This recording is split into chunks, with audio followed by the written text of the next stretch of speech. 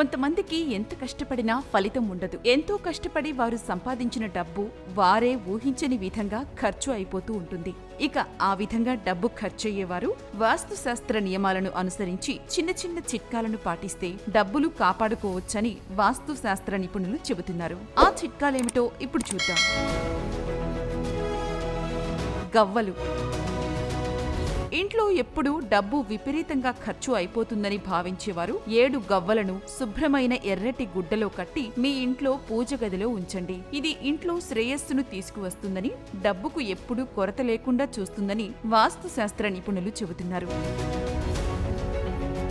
కొత్త నోట్లు.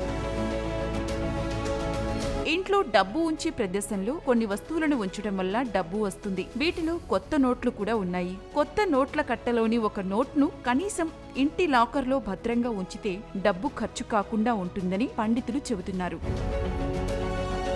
కుబేరుడి విగ్రహం. కుబేరుడి అనుగ్రహం ఉంటేనే డబ్బు. కుబేరుడు అనుగ్రహం పొందాలంటే కుబేరుడు విగ్రహాన్ని లేదా చిత్రాన్ని లాకర్లలో ఉంచాలని వాస్తుశాస్త్ర నిపుణులు సూచిస్తున్నారు. దీంతో డబ్బు రావడంతో పాటు లాభాలు పెరిగి ఆర్థిక పరిస్థితి బలపడుతుందని వాస్తుశాస్త్ర నిపుణులు అంటున్నారు. అద్దం. ఖజానా లేదా లాకర్లో చిన్న అద్దం ఉంచాలని పండితులు చెబుతున్నారు. మీరు తలుపు తెరిచినప్పుడల్లా మీకు కనిపించే విధంగా అద్దాన్ని లాకర్లో ఉంచండి. అప్పుడు ధనం రెట్టింపు అవుతుందని వాస్తుశాస్త్ర నిపుణులు సూచిస్తున్నారు. లాకర్లో పెట్టకూడని వస్తువులు.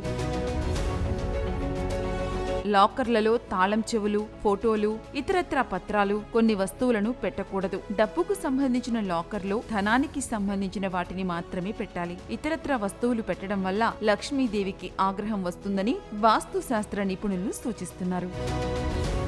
ఇక ఈ వీడియో మీకు నచ్చినట్లయితే లైక్ చేయండి, షేర్ చేయండి.